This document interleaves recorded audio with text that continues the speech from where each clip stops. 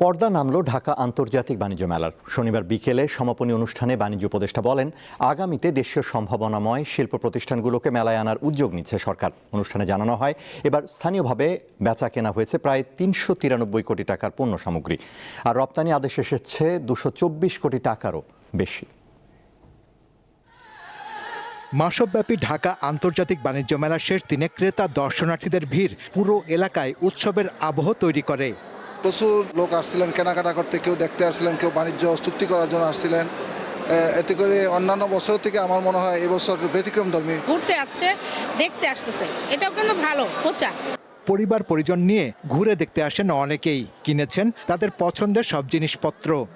অন্যান্য সালের থেকে এই সালে প্রচুর পরিমাণে মানুষ আসতেছে এবং প্রচুর পরিমাণে ভিড় আর প্রচুর পরিমাণে সেল হচ্ছে। সব মিলিয়ে হচ্ছে একদম অসাধারণ, অনেক বেশি ভালো লাগতেছে। চাল কিনলাম, দেখি আর একটু ঘুরে কেমন কালেকশন আসলো এবার।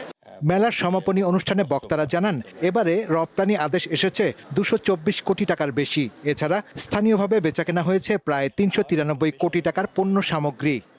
স্থানীয় উদ্যোক্তাগণ তাদের সক্ষমতা অত্যন্ত সুনিপুণভাবে স্থানীয় সাধারণ ভোক্তা, দর্শনার্থী এবং বিদেশি ক্রেতাদের নিকট উপস্থাপন করতে সক্ষম হয়েছে। ট্রেড এবং manufacturing and industry and service এই মিলে আমাদের যে অংশগ্রহণ, এই অংশগ্রহণে আমরা খুশি।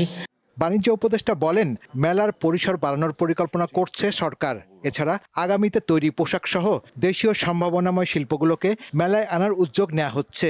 পূর্ত মন্ত্রণালয় থেকে ৬ একর অতিরিক্ত জায়গা নেওয়ার জন্য কাজ করছি। আশা করি এই জায়গাটা যদি ইপিবির অনুকূলে বরাদ্দ দেওয়া হয়, তাহলে আমাদের এটার অবয়ব এবং এটার অবকাঠামোগত যে প্রয়োজন রয়েছে সেটাকে আমরা বৃদ্ধি করতে পারবো। পণ্য উৎপাদনে বিশেষ অবদান রাখায় এবার 10 ক্যাটাগরিতে মোট 40টি প্রতিষ্ঠানকে পুরস্কার দিয়েছে রপ্তানি উন্নয়ন ব্যুরো।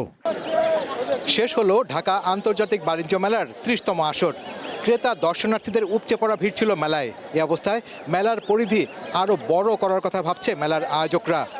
শাহরিয়ার ইমন, দীপ্ত সংবাদ, পূর্বাচল, ঢাকা।